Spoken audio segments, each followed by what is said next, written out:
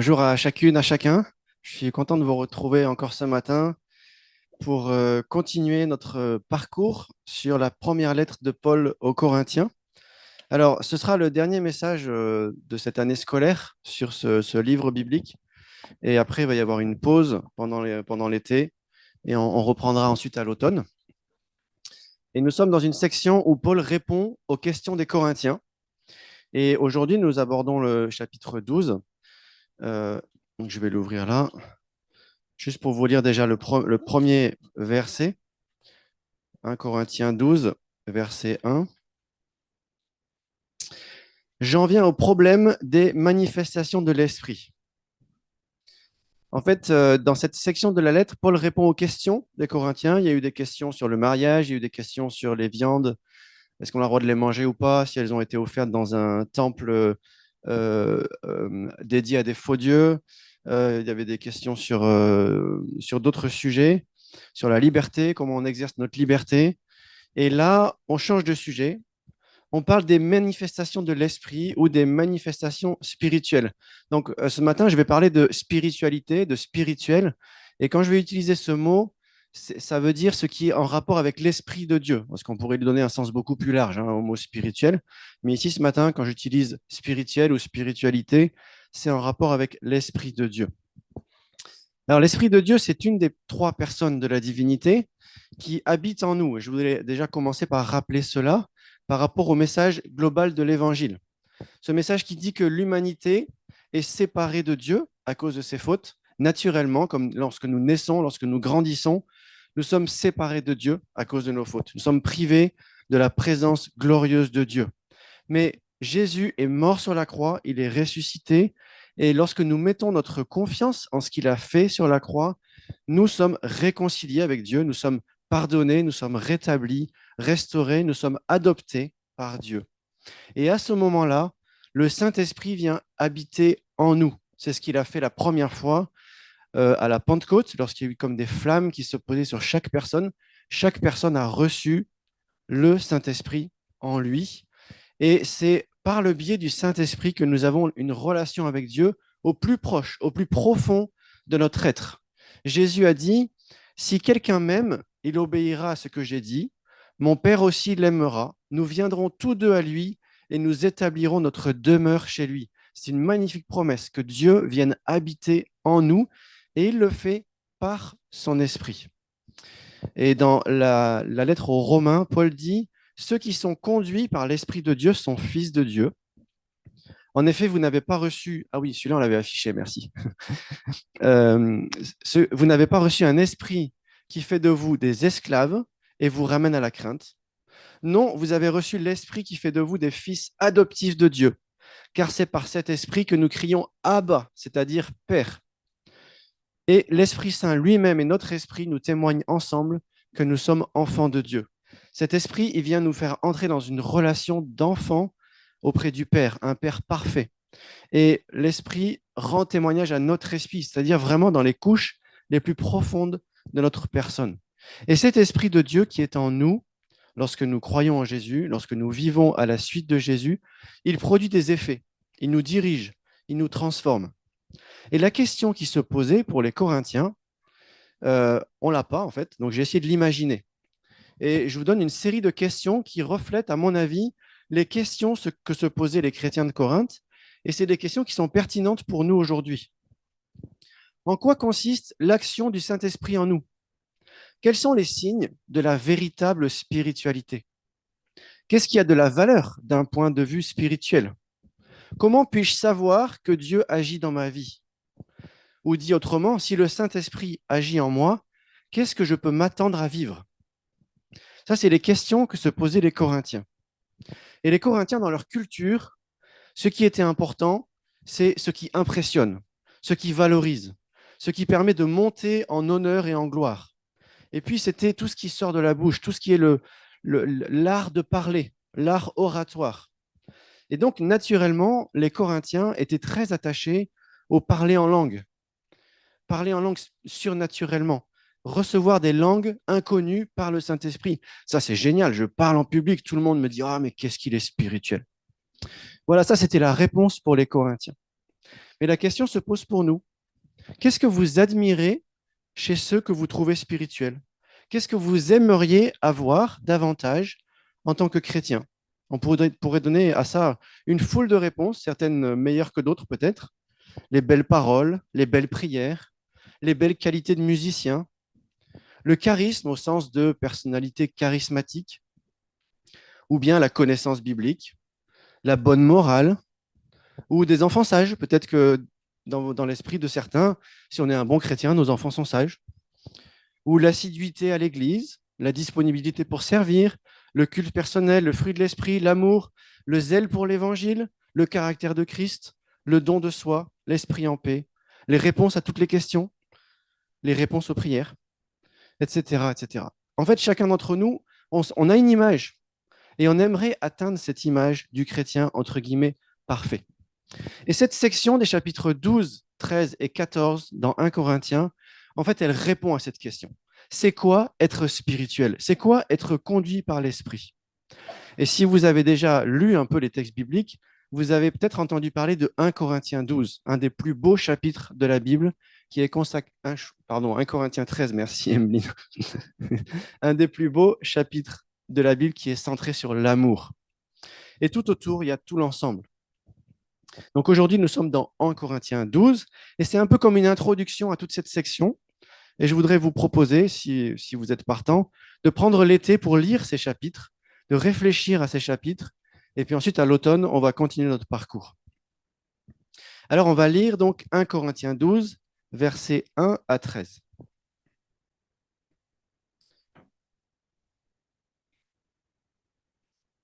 C'est écrit de plus en plus petit, j'ai l'impression, ou c'est moi qui suis de plus en plus loin, ou alors il y a encore quelque chose de plus grave, mais enfin bref. Ah oui, tu vois plus rien, tu as raison. Hop, c'est mieux comme ça? Merci. Et ça va là pour les autres? J'en viens au problème des manifestations de l'esprit. J'aimerais, frères, que vous soyez bien au clair là-dessus. Souvenez-vous comment, lorsque vous étiez encore païen, c'est-à-dire qui ne croit pas en Dieu, vous vous laissiez entraîner aveuglément vers des idoles muettes.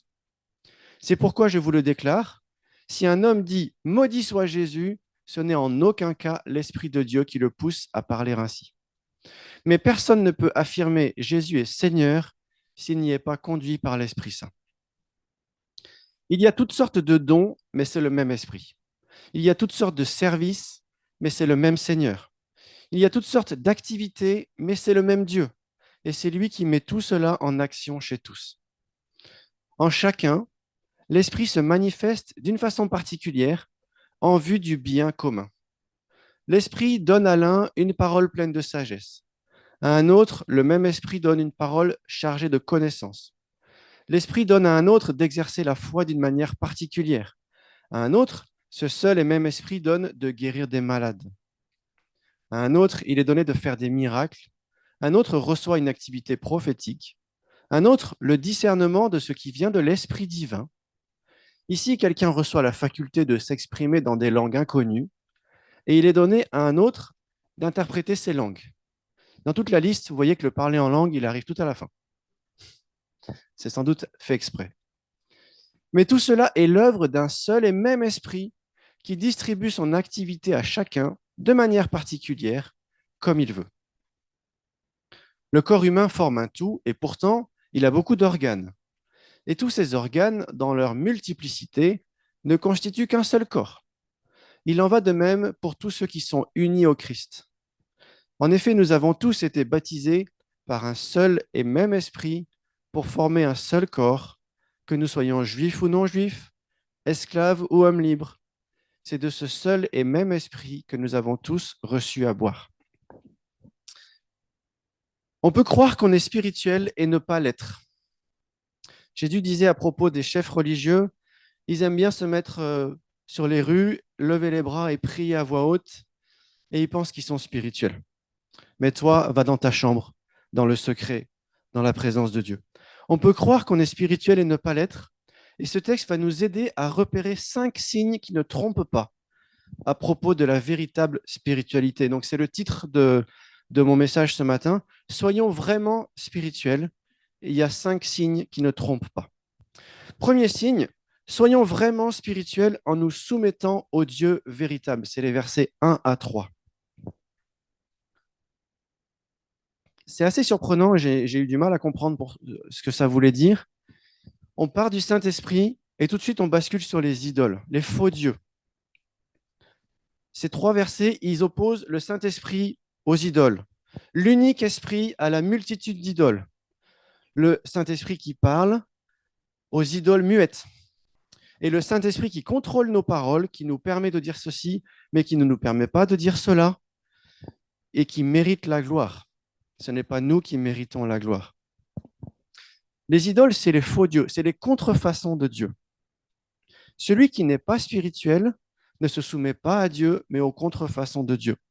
Le premier signe, en fait, de l'action du Saint-Esprit dans une personne, c'est qu'elle abandonne les faux dieux pour se soumettre au véritable Dieu. Comment est-ce qu'on sait où sont les idoles dans nos vies? Nous avons tous des idoles qui traînent un peu autour de nous et qui nous influencent plus ou moins. C'est ce qui veut prendre la place de Dieu, ce qui nous déforme dans notre conception de Dieu, ce qui nous attire, ce qui nous passionne, ce qui déclenche nos plus grandes émotions, ce qui revendique le contrôle sur nos vies, ce qui prétend nous sauver ou nous sécuriser, ce qui donne un sens à notre vie, ou aussi ce à quoi nous pensons spontanément lorsque nous laissons notre esprit vagabonder. En fait, nous sommes tous exposés à des choses qui veulent prendre la place de Dieu dans notre vie. Entre autres, le matérialisme et tout ce qui tourne autour. Et si vous voulez aller plus loin sur ce sujet des idoles, je vous recommande le livre de Tim Keller, Les idoles du cœur, dont j'aime aussi beaucoup le sens du titre anglais, qui dit les contrefaçons de Dieu, qui aborde tout ce sujet de manière approfondie. Mais c'est la première marque, le premier signe que le Saint-Esprit est actif dans notre vie lorsque nous cherchons à abandonner ou à lutter contre les idoles pour nous soumettre au Dieu véritable, pour nous laisser contrôler par l'Esprit de Dieu, pour nous faire agir de façon à ce que l'attention et la gloire reviennent non sur nous, mais sur Dieu. En fait, dès le début de ce texte, on a un changement de regard. Il ne s'agit pas de ce que nous faisons, mais de ce que fait l'Esprit de Dieu. Alors au verset 3, on a la mention des trois personnes de Dieu. L'Esprit de Dieu et Jésus. Et on va aller un peu plus loin dans cette idée des trois personnes de Dieu avec les versets 4, 5 et 6. C'est mon deuxième signe. Soyons vraiment spirituels en servant le projet du Père, du Fils et du Saint-Esprit. Il y a toutes sortes de dons, mais c'est le même esprit. Il y a toutes sortes de services, mais c'est le même Seigneur. Il y a toutes sortes d'activités, mais c'est le même Dieu. En fait, on voit qu'il y a une unité. Il y a une unité du Père, de l'Esprit, du Seigneur, qui est le Seigneur Jésus, et de Dieu le Père. Les trois sont unis ensemble, unis dans un même projet. La Trinité, c'est quoi? J'ai trouvé cette petite définition dans un dictionnaire biblique. La définition de la Trinité avec trois idées. La première, c'est qu'il y a un seul Dieu. La deuxième, c'est que le Père, le Fils et le Saint-Esprit sont chacun Dieu. Et la troisième, c'est que chacun est une personne distincte. Ces trois personnes sont unies dans un même grand projet. Je vous pose la question, quel est le grand projet de Dieu?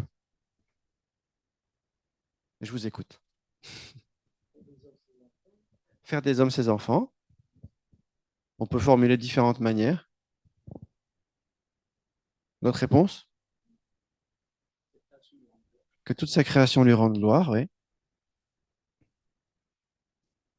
Jésus, ouais, tu peux en dire un mot de plus ou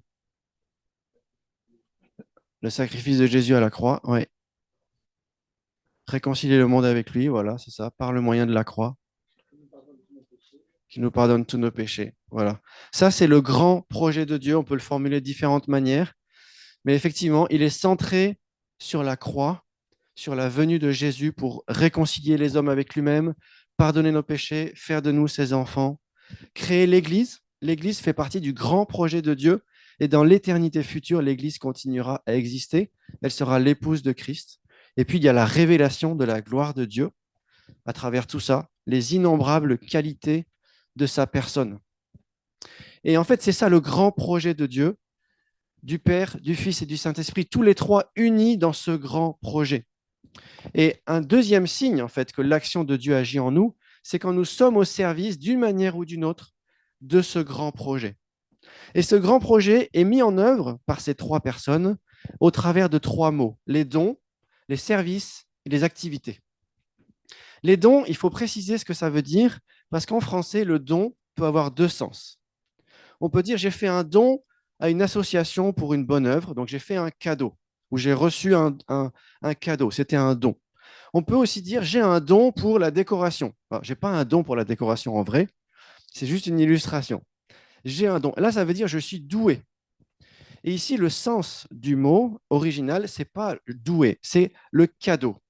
À chaque fois que dans nos Bibles, il y a marqué le don, et ici, dans la Bible du Semeur, c'est bien expliqué. L'Esprit donne, l'Esprit donne, l'Esprit donne. Mais des fois, dans d'autres Bibles, c'est l'un a reçu le don de, et c'est le cadeau. Et puis, il y a le service, et puis il y a les activités. Alors, dans d'autres Bibles, c'est marqué les opérations, ou les travaux, ou en anglais, c'est un mot qui veut dire, bah oui, les travaux, working, les tâches, en fait. Et ces trois choses vont ensemble aussi. Les cadeaux, les services et les tâches. Et au centre, il y a les services. Et j'ai l'impression que ce n'est pas par hasard. Parce qu'on pourrait raisonner uniquement en termes de cadeaux. J'attends que le Saint-Esprit me donne, et puis là, je vais aller faire. Mais à ma connaissance, le Saint-Esprit n'a jamais donné à quelqu'un d'aller faire le ménage. Il y a des choses qu'il faut faire, et ce n'est pas le Saint-Esprit qui va nous pousser, ou en tout cas, il va falloir quand même aller le faire. Et à l'inverse, on ne peut pas juste faire des tâches, faire des choses, sans que le Saint-Esprit agisse en nous. Sans Christ, nous ne pouvons rien faire. Et au centre des deux, il y a cette notion du service. Le service, ça nous rappelle aussi le serviteur. Et le serviteur, le modèle du serviteur, c'est Jésus-Christ. Nous sommes appelés en fait à servir, à faire des efforts pour accomplir des tâches qui parfois peuvent être ingrates ou fastidieuses, mais en même temps, nous sommes appelés à servir comme un cadeau du Saint-Esprit. À chaque fois que nous servons, c'est le Saint-Esprit qui nous permet de le faire et qui nous donne tout ce dont nous avons besoin pour servir. Et c'est une marque aussi de l'action du Saint-Esprit en nous, c'est cette attitude de serviteur à la suite du grand serviteur Jésus-Christ, dans la dépendance au Saint-Esprit, prêt à accomplir des choses parfois ordinaires ou même parfois même désagréables. Mais c'est un cadeau du Saint-Esprit. Peut-être pas un cadeau envers nous, mais un cadeau envers l'Église. Alors, si nous cultivons cette attitude qui consiste à servir le grand projet de Dieu, à suivre l'exemple de Jésus-Christ, alors naturellement, cela nous amène à rechercher non pas notre propre intérêt, mais celui des autres. Et c'est le point suivant, et c'est, je crois, le point central de ce texte au verset 7. En chacun, l'Esprit se manifeste d'une façon particulière en vue du bien commun. Soyons vraiment spirituels en recherchant l'intérêt des autres. Et là, on a un contraste total avec l'attitude de certains chrétiens à Corinthe qui recherchaient une valorisation personnelle. Corinthe, c'était connu pour une ville de la gloire personnelle, de l'ambition personnelle. Ils cherchaient dans l'Église et dans l'action du Saint-Esprit ce qui pouvait leur apporter de la gloire personnellement, les élever aux yeux des autres. Et puis après, ils faisaient des clans, ils faisaient des comparaisons. Moi, je suis meilleur que toi. Moi, je suis riche, toi, tu es pauvre, etc., etc. Certains étaient très égoïstes, on l'a vu au chapitre 11. Ils étaient capables de dire qu'ils célébraient la scène, soi-disant. En fait, ils étaient en train de se remplir le ventre de nourriture et de vin, pendant que les autres n'étaient pas encore installés à table ou qu'ils avaient faim. Voilà jusqu'où cette notion d'égocentrisme les avait menés. Et au contraire, le Saint-Esprit, lui, se manifeste en vue de ce qui est bon et utile pour tous. C'est le contraire de l'individualisme et de l'égoïsme. Je ne sers pas pour ce que cela m'apporte personnellement, mais pour ce que cela apporte à l'ensemble. Et ici, l'ensemble, c'est l'Église locale. Et ça, c'est très beau. Lorsque le Saint-Esprit est en action, chacun sert pour les autres, et donc tout le monde reçoit, est fortifié, est béni, est encouragé, est nourri, est construit, etc. Alors, je donne une anecdote.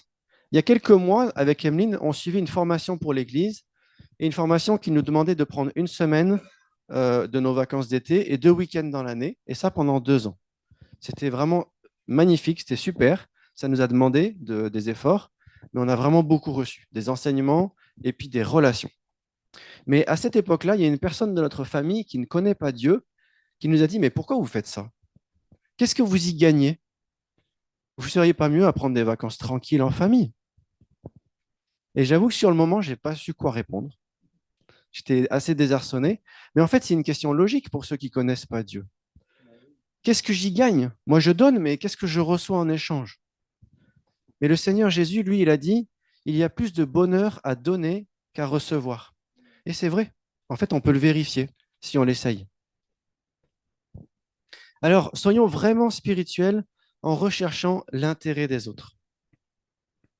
Et il nous faut maintenant aborder un autre sujet très important qui touchait aux chrétiens de Corinthe, mais qui peut nous toucher aussi, sans doute. C'est le danger de la comparaison. Et c'est mon quatrième point. Soyons vraiment spirituels en servant chacun à sa place. Et on a tout ce paragraphe des versets 7 à 11 qui dit à l'un, l'Esprit donne ceci, à l'autre, il donne cela, à un autre, il donne ceci, etc., etc. Et puis ça finit au verset 11. Tout cela est l'œuvre d'un seul et même esprit qui distribue son activité à chacun de manière particulière comme il veut. Chacun a son rôle à jouer, chacun a une place différente, mais chacun est nécessaire. Et nous ne choisissons pas notre place, c'est le Saint-Esprit qui le fait. C'est un peu le chef d'orchestre, il dit toi tu vas faire ça, toi tu vas faire ça. Et donc nous n'exerçons pas une faculté dont nous sommes doués, encore une fois, mais nous recevons des cadeaux gratuits de la part du Saint-Esprit. Et d'ailleurs, il me semble qu'au verset 11, on peut comprendre que le Saint-Esprit donne quelque chose aujourd'hui à l'un, et puis demain, il lui donnera autre chose. Et puis que ce qu'il a donné à lui, il le donnera à un autre. Qu'il n'y a rien de figé, en fait. C'est vraiment le Saint-Esprit qui décide. Et pour ces raisons, moi, personnellement, j'ai du mal à croire aujourd'hui, comme il a pu exister à une époque bien longtemps auparavant, à quelqu'un qui a un ministère de prophète ou de guérisseur, comme si il lui appartenait quelque chose, une activité du Saint-Esprit qui lui appartiendrait un petit peu. Et moi, j'y crois pas trop. Par contre, je crois que le Saint-Esprit donne comme un cadeau à l'un ou à l'autre, peut-être une parole prophétique, c'est-à-dire une parole qui arrive vraiment au bon moment, de la bonne manière, et on voit que c'est surnaturel comment c'est arrivé. Ou bien une guérison miraculeuse en réponse à la prière. Mais tout ça, c'est des cadeaux du Saint-Esprit. Soyons vraiment spirituels en servant chacun à sa place selon les cadeaux du Saint-Esprit. Alors, si nous sommes dans cette compréhension, nous serons beaucoup moins tentés de nous comparer les uns aux autres, ou de nous jalouser les uns aux autres, ou de nous surévaluer ou de nous sous-évaluer. Je vous donne une image. Moi, je sais jouer de la trompette, ou plutôt je savais jouer de la trompette, mais pas du violon. Et donc, si je joue dans un orchestre, je ne vais pas me comparer au violoniste. Je n'ai pas le même instrument et je n'ai pas la même partition. Mais nous interprétons ensemble une même œuvre, un concert à la gloire de Dieu. Et il faut vraiment souligner le danger de la comparaison, ou bien de la croyance qui dit que si on est un bon chrétien, on devrait avoir tel don, telle chose. Et on a dans cette liste pas mal de choses qui pourraient nous influencer si on comprend mal les choses. Comme je l'ai dit, les chrétiens de Corinthe étaient attachés au parler en langue, mais c'est encore le cas aujourd'hui dans certaines églises. Certains chrétiens pensent que si on est rempli du Saint-Esprit, on va forcément parler en langue.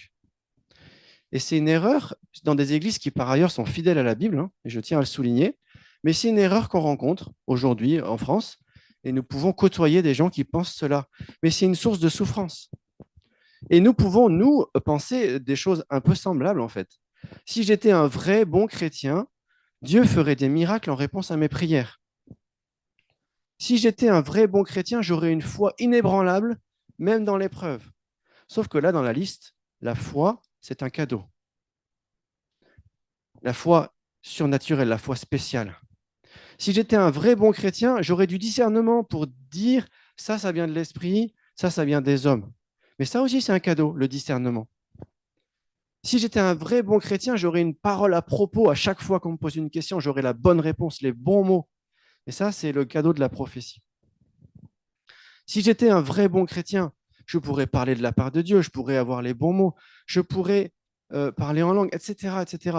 Mais si on a cette image-là, en fait, du vrai bon chrétien, ça entraîne quoi? Ça entraîne de la culpabilité, de la frustration, de la honte, du découragement, peut-être même le doute sur son propre salut, ou bien, si jamais on a reçu ce cadeau, ça peut entraîner de l'orgueil et des paroles déplacées. Et j'ai un ami qui a entendu, par exemple, il y a quelque temps, un frère qui est chrétien depuis des décennies et qui a dit, mais tu comprends, moi, j'ai jamais reçu le don des langues. Et il y a une souffrance qui ne devrait pas être là. Cette souffrance ne devrait pas exister. Sans doute que ce frère, par ailleurs, il a le Saint-Esprit qui agit en lui. Alors, ce n'est pas à nous de mériter ou de posséder quoi que ce soit. C'est le Saint-Esprit qui nous donne en cadeau de faire telle ou telle chose à son service. C'est ce qu'on voit dans ce texte. Mettons-nous au service dans la dépendance au Saint-Esprit, et c'est à ce moment-là que nous verrons les cadeaux arriver. Soyons vraiment spirituels en servant chacun à sa place. Il nous reste un dernier point sur lequel je vais passer plus rapidement parce que c'est une transition vers la suite du chapitre. Soyons vraiment spirituels, 5e point, en cultivant l'unité. Versets 12 et 13. On a cette image du corps avec ses organes. Un corps unique formé de différents organes, tous différents, tous nécessaires, tous utiles. Et ce sujet sera détaillé dans la suite du chapitre. Nous sommes appelés à cultiver l'unité tout en étant différents et complémentaires. D'ailleurs, la Bible est très sévère contre ceux qui causent des divisions.